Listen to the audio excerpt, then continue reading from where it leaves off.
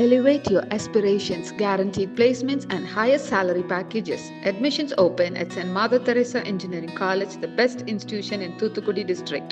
விசிகாவிலிருந்து ரவிக்குமார் நம்மிடையே இணைப்பில் இருக்கிறார். அவரிடம் பேசலாம். வணக்கம் திரு ரவிக்குமார். மத்திய அமைச்சர் கஜேந்திர சிங் ஷெகாவத் கீழடி அகழாய்வு ஆய்வு முடிவுகளை வெளியிடாதது குறித்து விளக்கம் அளித்திருக்கிறார். We need more data, more evidence அப்படின்னு சொல்லியிருக்கிறாரு. இன்னும் என்ன அதிகமா தேவைப்படுது அப்படின்னு நினைக்கிறீங்க? உங்களோட பார்வை. அகழாய்வு என்பது ஒரு கட்டத்தோடு முடிந்துவிடக்கூடியது அல்ல. அது பல கட்ட அகழ்வாய்வுகள் செய்யப்பட வேண்டும். கீழடியை பொறுத்தளவுல 3 கட்ட அகழாய்வுகளை இந்திய தொல்லியல் துறை மேற்கொண்டது. அதற்கு பிறகான 7 கட்ட அகழாய்வுகளை இப்போது தமிழ்நாடு தொல்லியல் துறை நடத்தி கொண்டிருக்கிறது. மேலும் கூட இந்த அகழாய்வுகள் மேற்கொள்ளப்பட இருக்கின்றன. ஆனால் இப்போது பிரச்சனை என்னவென்றால், முதல் 2 கட்ட அகழாய்வுகளை தலைமையேற்று நடத்திய அமர்நாத் அவர்கள் 900க்கும் மேற்பட்ட பக்கங்களுக்கு சமர்ப்பிக்கிறார். அந்த அறிக்கையை அவர் ஏதோ கதை போல எழுதவில்லை. ஒரு அகழ்வாய்வு சென்றால் அந்த அறிக்கையை எந்த அளவுக்கு அறிவியல்பூர்வமாக ஆதாரங்களோடு சமர்ப்பிக்கப்பட வேண்டுமோ அந்த மாதிரியான ஆதாரங்களோடு தான் அவர் சமர்ப்பித்திருக்கிறார்.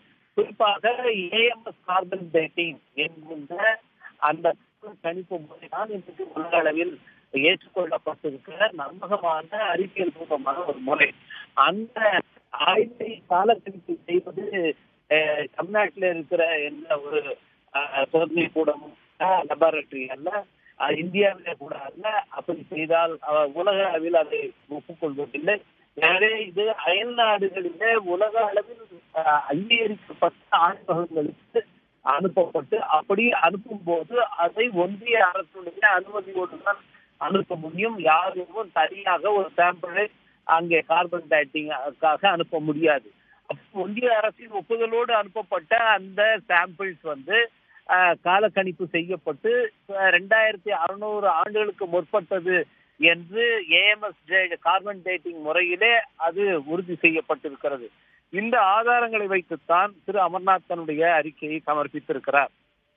இது 2ஆம் கட்ட அகழ்வாய்வு செய்யப்பட்ட அந்த அடுக்கில் கண்டெடுக்கப்பட்ட பொருளே 2600 ஆண்டுகள் முற்பட்டது என்னும் போது, அடுத்தடுத்து இன்னும் பல அடுக்குகளிலே கண்டெடுக்கப்படுகிற பொருட்கள் அது மேலும் இந்த பகுதியினுடைய தொன்மையை உறுதிப்படுத்துவதாகவே இருக்கின்றன. அதிலே எந்த குழப்பமும் இல்லை. இது போல சொல்லுகிறவர்களுக்கு திரு விஜய் வேணுகோபால் என்ற ஒரு கல்வெட்டியல் அறிஞர் இருக்கிறார். அவர்கள் போது அவர் ஒரு கருத்தை சொன்னார். ஒரு பெண் ஒரு குழந்தையை பெற்றதுக்கு பிறகு அல்ல, ஒரு குழந்தை தான் இவர் பெற்றிருக்கிறார், எனவே இவருக்கு தாய்மை இருக்கிறது, தாய் என்று நாங்கள் ஒப்புக்கொள்ள மாட்டோம், இன்னும் 4-5 குழந்தைகளை பெற்று காட்டினால்தான் இவரை தாய் என்று ஒப்புக்கொள்வோம் என்று யாராவது சொன்னால் அது எந்த அளவுக்கு ஒரு வேடிக்கையாக இருக்குமோ அப்படித்தான் இது. நாங்கள் இந்த ஆதாரங்கள் மட்டும் போதாது என்பது, அதுவும் குறிப்பாக தமிழ்நாட்டினுடைய தமிழ் எழுத்துக்கூடிய தொன்மையை உறுதிப்படுத்துவதற்கு இந்த ஒரு ஆதாரம் மட்டுமல்ல, பொருந்தலிலிருந்து, கொடுமணலிலிருந்து, ஆதிச்சநல்லூரிலிருந்து பல ஆதாரங்கள் இன்றைக்கு எடுக்கப்பட்டு அவை காலக்கணிப்பு செய்யப்பட்டு இதே போல அதனுடைய காலம் உறுதிப்படுத்தப்பட்டிருக்கிறது. கிமு 7-8 நூற்றாண்டு தமிழ் எழுத்துடைய காலம் இப்பொழுது போய்விட்டது. மேலும் மேலும் கண்டெடுக்கப்படுகிற எழுத்துக்கள் அவை இன்னும் தமிழுடைய தொன்மையை மேலும் இன்னும் முன்னோக்கி கொண்டு செல்லும். எனவே திரு ஷெகாவத் அவர்கள் சொல்வது என்பது உண்மைக்கு மாறானது. உண்மையை மூடி மறைப்பதற்கான அவர்களுடைய முயற்சியைத்தான் அது காட்டுகிறது. மதுரை கிளையில, சென்னை உயர்நீதிமன்ற மதுரை கிளையில தொடர்பான வழக்கு கடந்த ஆண்டு வந்த போது அதே தொல்லியல் துறை சார்பில, ஒன்றிய அரசு சார்பில அவர்கள் கொடுத்த பதிலில அவர்கள் நாங்கள் கூடிய சீக்கிரம் அதை நாங்கள் வெளியிட்டு வருவோம் என்றுதான் அவர்கள் வாக்குறுதி அளித்தார்கள். அதை ஏற்றுக்கொண்டுதான் 9 மாத கால வரம்பை அவர்கள் நீதிமன்றம் விதித்தது.